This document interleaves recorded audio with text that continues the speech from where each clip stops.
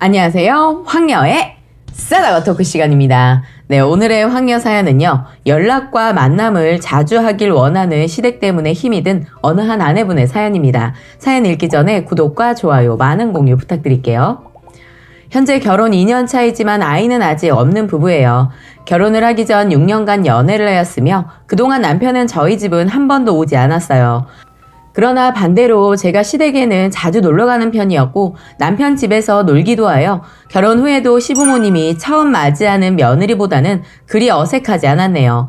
시아버지는 외향적인 분이라 모임도 많으시고 밝은 성격이셨으며 밖에도 자주 나가시고 여행도 자주 다니시는 분이세요.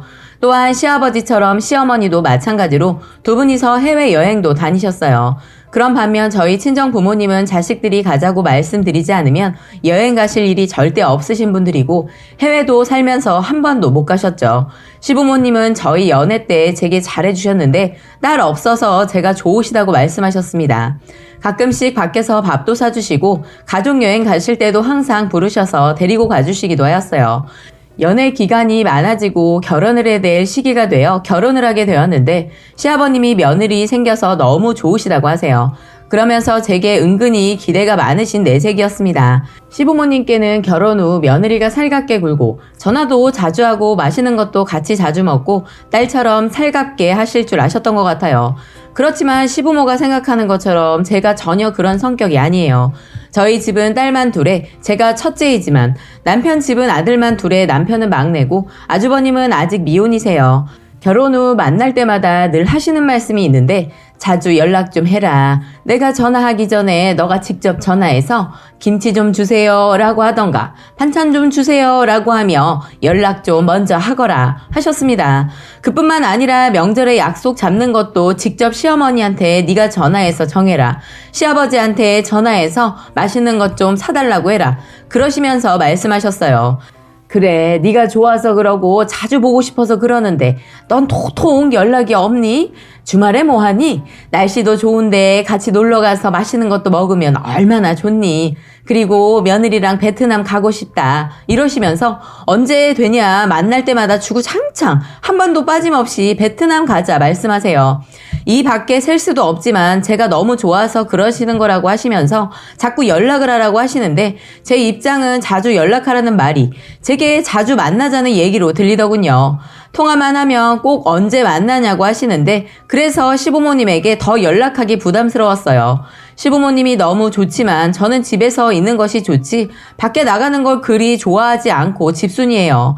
나가는 것도 귀찮고 돈도 돈이고 남편도 저처럼 집돌이에요. 시부모님도 가끔 사주시기는 하지만 저희가 더 비용을 내는 경우가 많았고 아무래도 어른들이랑 같이 하는 식사가 편하진 않잖아요.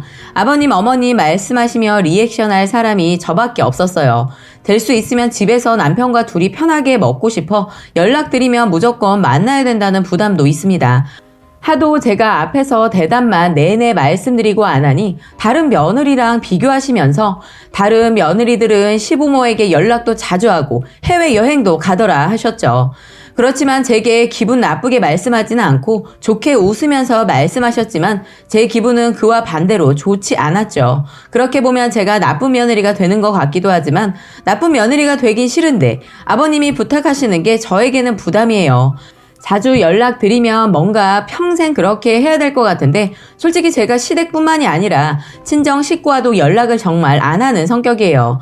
우리 친정 집도 아들이 없어서 저희 아빠도 제 남편에 대해 기대를 하셨지만 제가 저희 집에 미리 말해놨어요. 나도 시댁에 자주 가고 자주 연락하는 게 힘드니 우리 남편한테도 그런 것은 바라지 말아달라고 했었고 저희 집은 다 이해하고 너희 둘만 잘 살면 된다는 생각을 하십니다. 그렇기 때문에 남편한테 대놓고 강요하거나 요구하는 일이 없으세요. 늘 친정에서는 남편 일하는 거 힘들다고 오지 말라고 집에서 쉬라고 합니다. 남편도 시댁 아버님과 만날 때마다 제게 그렇게 말하시는데도 제가 연락 잘 안 드리니까 제게 말은 안 해도 서운해한다는 건 직감적으로 알고는 있었죠. 얼마 전 친정 아빠 생신이어서 같이 밥 먹고 제가 돈 티슈 만들어서 깜짝 놀라게 해드렸죠. 아빠가 아들을 많이 원하셨는데 나이 들어 보니 딸이 최고라고 좋아하시고 눈물까지 흘리셨네요.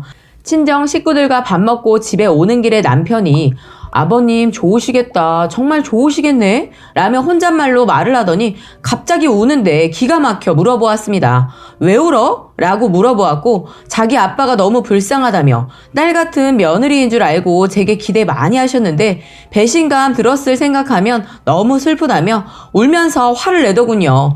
그날 남편 술 많이 취한 상태였고 그러면서 그만하고 싶다고 헤어지고 싶다고 말하네요. 그래서 전 너는 우리 집에 연락한 적 한 번이라도 있냐? 라고 물었고 친정 부모님은 나에게 연락하라고 안 하셨고 자기 부모는 대놓고 나에게 그렇게까지 몇 번이고 부탁했는데 전화 한 통도 안 한 넌 잘못이다 라고 하더군요.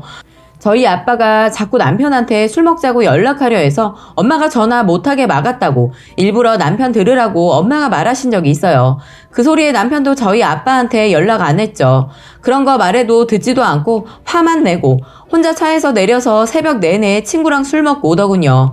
그 뒤로 서로 그 얘기는 하지 않고 있고 남편은 아직도 화가 나 있지만 말 안 하고 아무렇지 않은 척 하는 것 같기도 해요. 하지만 제가 상처를 많이 받았고 남편은 조금은 제 마음을 이해해주고 있는 줄 알았지만 그게 아닌가 봐요.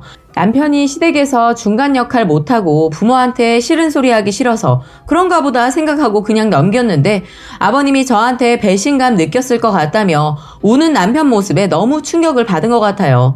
어른이 대놓고 부탁을 해도 안 하는 싸가지 없는 며느리의 부인이 된 것 같았고 남편이 결혼까지 후회하는 것 같아서 저는 많이 속상해요. 남편한테 뭐라고 달래고 설명해도 이해하지 못할 것 같아서 답답한 마음이고요. 시부모님이 실망하신 건 맞지만 남편이 속상해하는 게 이해도 되면서도 살갑게 연락하면서 살기엔 제가 스트레스 받아서 힘들 것 같아요. 추후에 남편에게 이 글을 보여줘야 될지 고민인데 남편을 어떻게 이해시킬 수 있는지 조언 부탁드려요.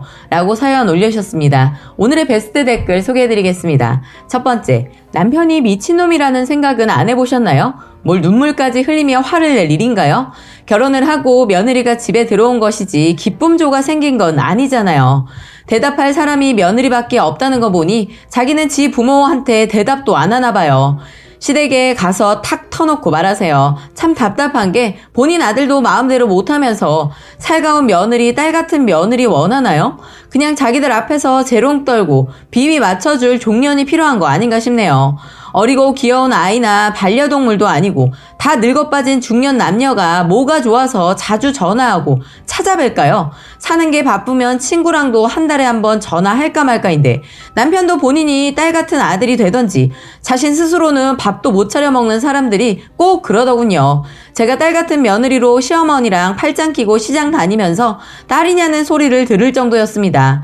맛있는 거 먹으면 시부모님 생각에 먼저 챙겨드리고 남편도 인정한 딸 같은 며느리였어요. 하지만 결국 며느리는 시댁 부모를 대신해 아들을 챙기고 애를 낳고 키우고 애들 재롱 보여드리는 중재자 역할이 다더군요.